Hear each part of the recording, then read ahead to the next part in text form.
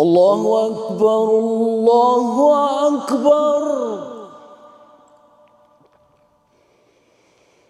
الله أكبر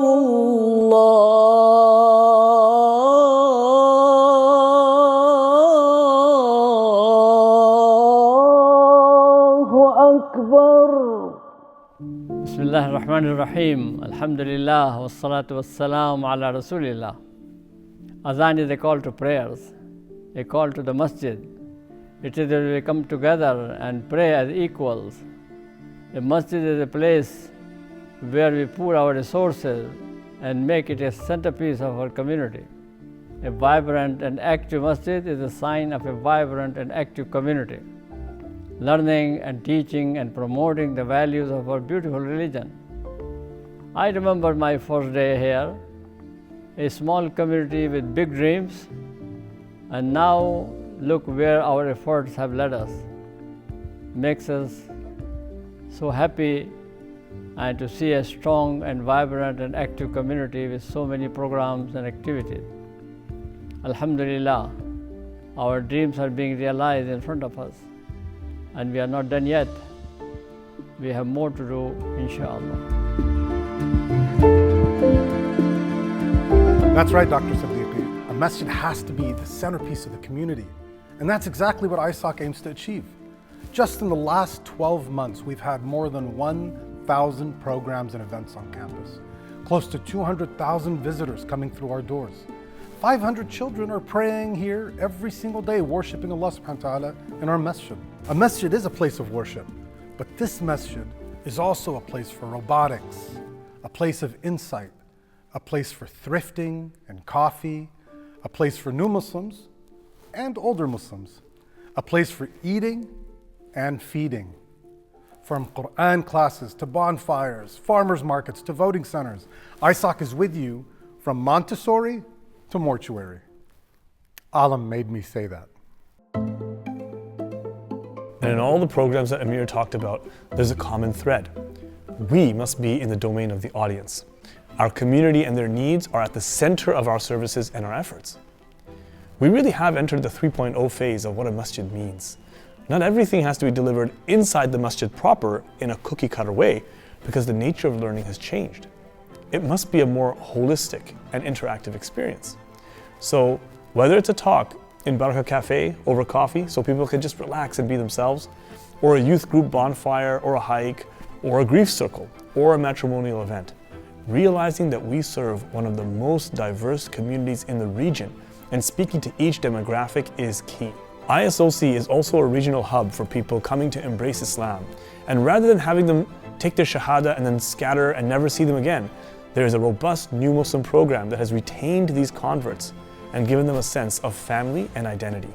Social media is also something that we are very active with. We know people today are on it, so we reach our community with posts and reminders and just a way to connect with us. So they're always linked to the masjid and spiritual teachings, even while at work, school, or at home. That seamless experience is key to enriching their lives. Dr. Siddiqui has left a legacy of faith in so many hearts through his tireless work across the decades and his involvement in countless initiatives. And it's in that spirit now that we always want to reach out to the broader society while serving our brothers and sisters locally. In fact, our community now is not just the people who live close by or even the people who physically attend our masjid. Alhamdulillah, we have developed a following across the country and even internationally of Muslims who follow our programs. And so ISOC's work goes well beyond the traditional borders of what a masjid used to be and into the hearts wherever they might be and in whatever state they might be in. And with this expanded approach to programming, we're making investments and growing our footprint. But we know well that this is the community's money, and we must be responsible custodians of that wealth. Now, we're being very intentional in streamlining and consolidating where we can. Alhamdulillah, this year alone, we've saved almost $200,000 through operational efficiencies. Now, there's really only two options we have: spend less or make more. And we're doing both. I'm excited to announce that this year, ISOC will be installing solar panels, a battery, new HVAC units, and fixing the masjid roof. all while saving $500,000 through grants and tax credits. In addition, we'll also be saving over $100,000 a year in utility expenses. On the revenue side, a third of our income comes from our internal businesses. You know, mortuary, grapevines, facility rentals, Baraka Cafe, and other sales. We're investing more into those projects and seeking new opportunities. Another revenue source we're expanding is partnerships. Let's face it, ISOC has a lot to offer, and we can monetize that. We're not looking for advertisers to come and pitch their organization. If we're opening our doors to partners, it should be reciprocal. They should invest in ISOC as well. This, along with investment tax credits, grants, and maximizing donations, will help us strike a balance between providing low-cost essential programming for the community and balancing our budget. With all of that said, we have some amazing news coming this fall. Yes, the launch of the Master Site Plan. That's right, Amir. For the past year, the Site Plan Committee has been working hard to understand the needs of the different users of the ISOC campus. We know that everyone experiences ISOC in a different way, so we must take all those needs into consideration.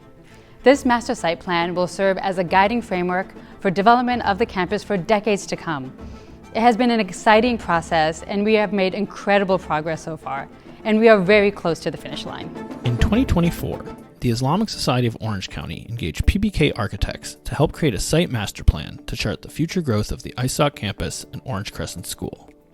Planned improvements would include a significant modernization of the masjid and would also provide improvements for a wide range of functions of the campus, including 21st century classrooms and labs for the Orange Crescent School and Montessori, a large multi-purpose room gymnasium for educational use and community events, a community space for seniors, youth, and the Baraka Cafe, a new and enlarged mortuary connected to the masjid, a central courtyard and fountain to honor ISOC's founders, and a parking garage to reduce traffic and waiting. Our process began by listening to and learning from the ISOC community. We met with youth group, leadership, and other community members. We heard about the priorities for the new campus environment. At the same time, we also had engineers assess existing conditions of roofs, plumbing, air conditioning, and other building systems. Based on what we heard from engaging with the community and from what we learned from the technical assessments, we developed 3 concepts to explore different ways that ISOC could grow over time. We shared the 3 concepts on the last day of school before the winter holiday and after Jummah prayer.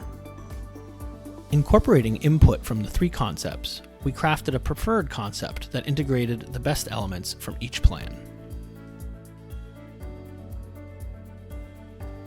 In front of the modernized masjid, an Islamic garden would host a founder's fountain in the heart of the property. A relocated and enlarged mortuary would also connect to the masjid. On the east side of this courtyard, the Orange Crescent School's new building would house 26 classrooms and 5 labs, plus 8 additional rooms for the Montessori preschool. The Montessori would be located at the ground level and would be adjacent to age-appropriate play areas. The plan also includes an adjacent gymnasium and multi-purpose room that would be used for athletics and performances while also serving as the cafeteria for lunch. This space and its kitchen could also be used by the community for large events or for overflow from the masjid. Circulation is carefully considered. Primary pickup and drop-off for the Orange Crescent School would take place off 13th Street, separate from the main entrance for the masjid and other functions. A parking garage would provide parking for various uses and would also shelter a loading dock for utilities, further separating automobile traffic from students and other pedestrians. A new community building would house the Baraka Cafe, a senior center, and room for the Muslim youth group. A banquet hall and garden next to this area could be rented out for events. The whole concept for the master plan is centered around this courtyard. The way that spaces are planned around this courtyard allows for multiple simultaneous activities to take place, or for the space to be connected through the garden with the Founder's Fountain for major events.